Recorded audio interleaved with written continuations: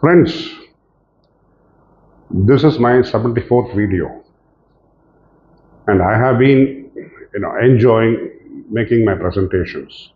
I don't know how far you have been enjoying it, but when you think and convey your ideas, they come more objectively, and the world and people will come to know how many perceptions of activities, of economic activities, financial activities, how business considerations can be perceived. And the reason I started this was that I was very much interested in Indian economic development from the beginning. Because when I started my interest in the concept of economics, I really fell in love with that subject. The only problem was that the lessons I was taught were not at the level which was required for me to reach a very high standard of concepts and knowledge of economics.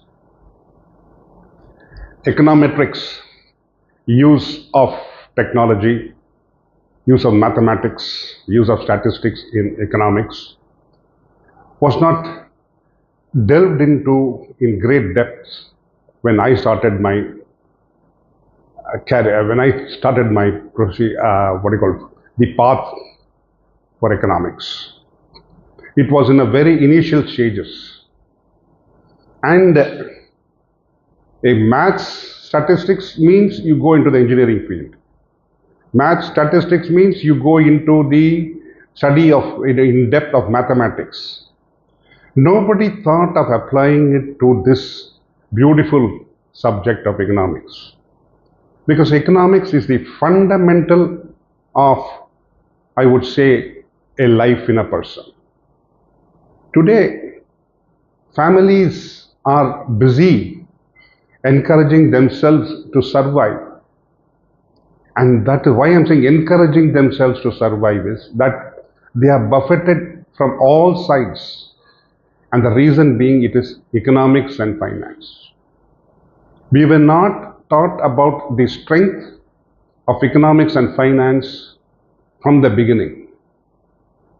We only knew about economics and finance when we read rudimentary subjects in our school, or when we enter college, when we don't have any other course other than the prestigious inverted commas maths, physics, chemistry, going into IITs, going into NIDs. But then slowly, whereas in the Western world, it had taken off majestically, and you had great research going on economics, relating it to fundamentals of finance, and relating finance and economics to the medium of mathematics and statistics. And they jumped from one place to another by they started inventing technology which can be used to develop and to correlate all these ideas, put together, and to find out solutions for many of the problems which was buffeting the world at that time.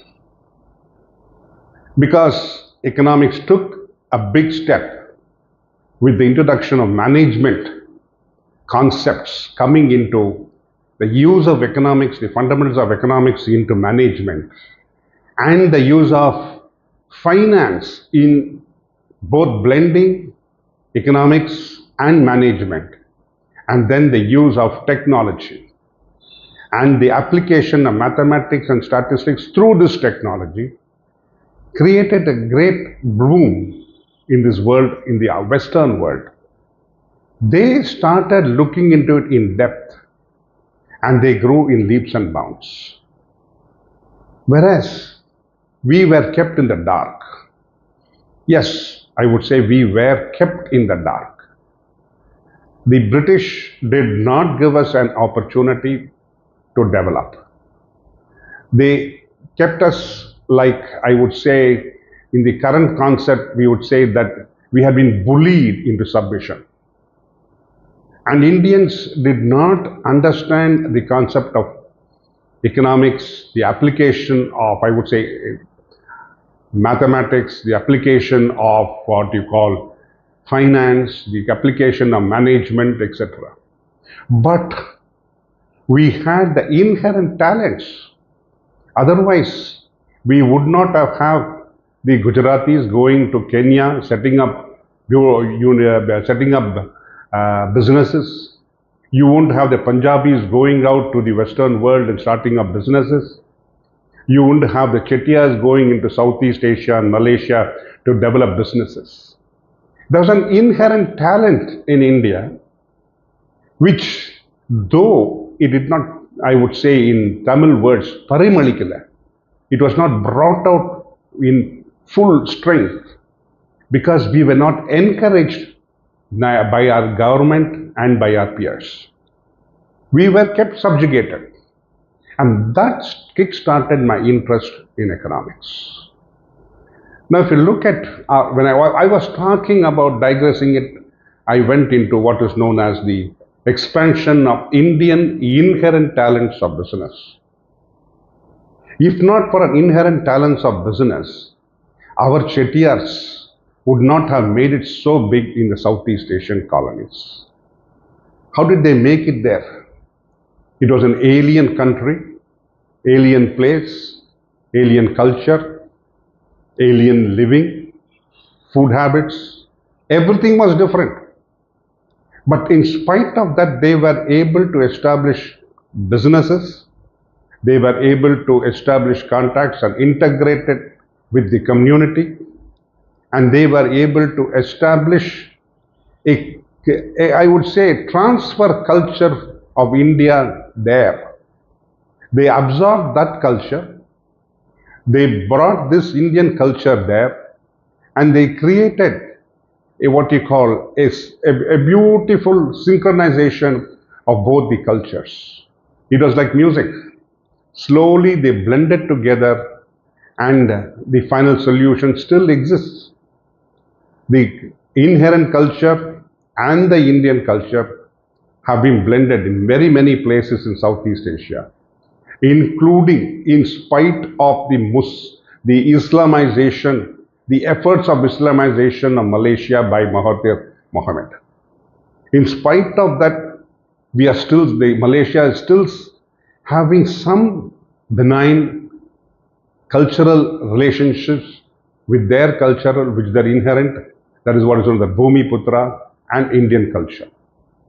In Indonesia, they have their culture, which is Islamist, because Indonesia is the largest Islamic country in the world, and it is slowly integrated the available culture there along with the Indian culture, and it has blossomed.